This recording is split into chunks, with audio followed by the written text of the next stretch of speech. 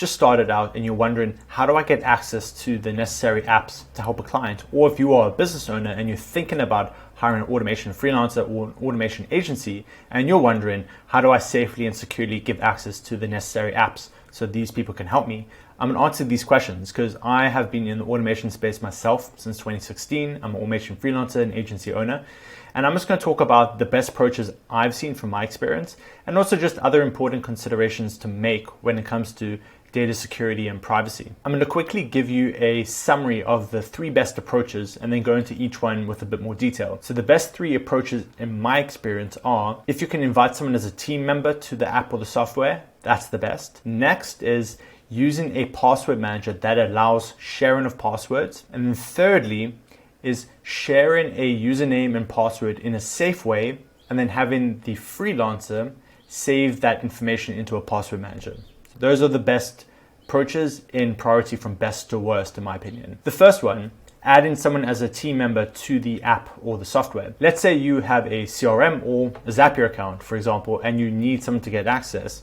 You could just easily give your username and password. Ideally, if you can, and the apps allow this, is add the person as a team member with their own email address. Or if you're the freelancer, you're asking, hey, are you on the various paid plans to allow me to be added as a team member with my own email address?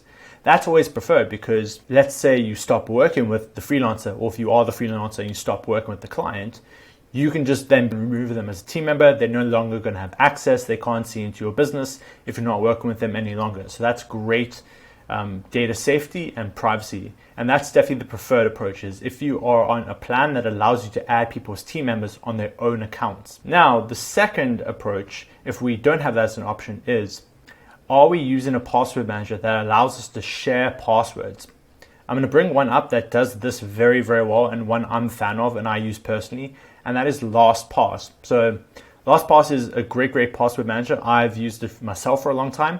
To be honest, the interface isn't the best, but the functionality it offers is really, really good. If you are a business owner and you get yourself set up on a password manager, which you should, everyone should use a password manager in some way. If you're the business owner, you can say, save your Zapier login details to LastPass. Then you can actually share that password with someone else, i.e. the freelancer who is using LastPass as well.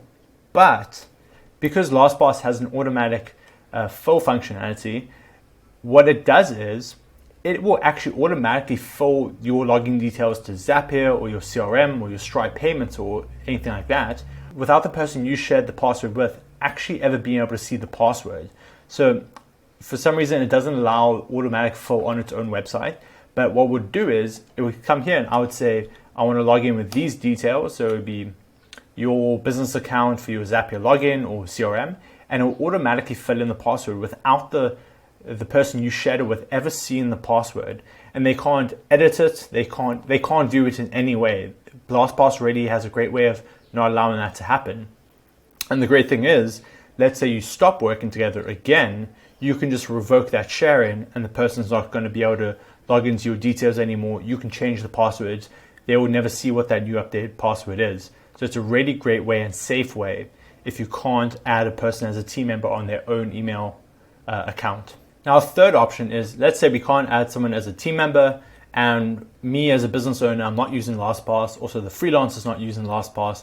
What do we do now? What's the safest way to do this? Because the reason we are choosing these options first over this last option is because anytime that you send a username and a password over email or over instant messenger, over Facebook Messenger, WhatsApp, whatever it is, even if it is a secure and encrypted platform, it still increases the possibility that that username or password can be seen by someone else. It can get leaked out, it can get forgotten about, and then someone else gets access to their phone or their account, and then they, in theory, have access to whatever account you gave them the details for. So you want to minimize as much as you can wherever passwords are left out in the open and username details. This is where comes in of using a password manager plus a website like OneTimeSecret. I've been using OneTimeSecret for a long time, and what it does is it allows you to add whatever you want in the details. Pretty much you can add a message, etc., And what it does is it creates a one-time link that if you open it once, it disappears. So for example, let's say you want to send your username and password to an account to someone. You would say, create a secret link. You can choose how long you want that to be valid for.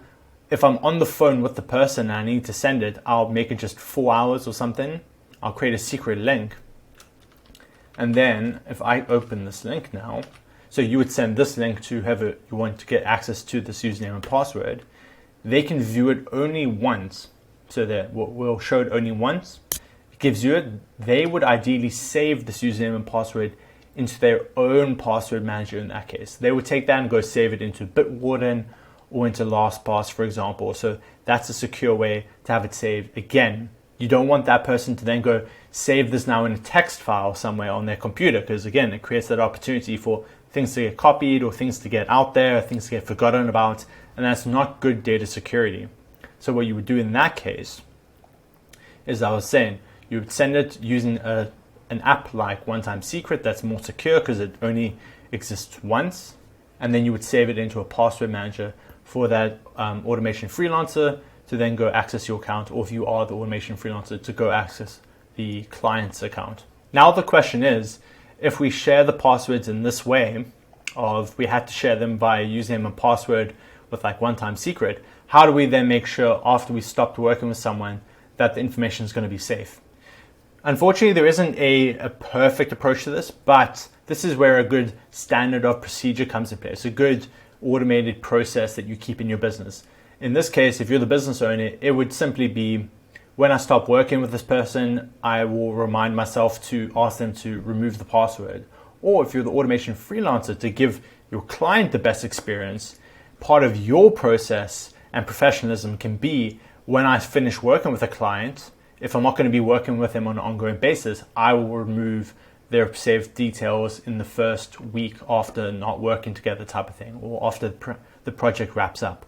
So that's the best approaches I've found as an automation freelancer myself and an automation agency owner myself, and then also having hired people. That's the best way to manage passwords securely, and also keeping good mindsets around data privacy and data security. Quick summary of the 3 steps or priorities that I brought up in this video. If you can add someone as a team member to the app or Zapier, for example, that you're using, that's the ideal approach. If you can add them on their own email address that they log in with their own details, that's the preferred approach.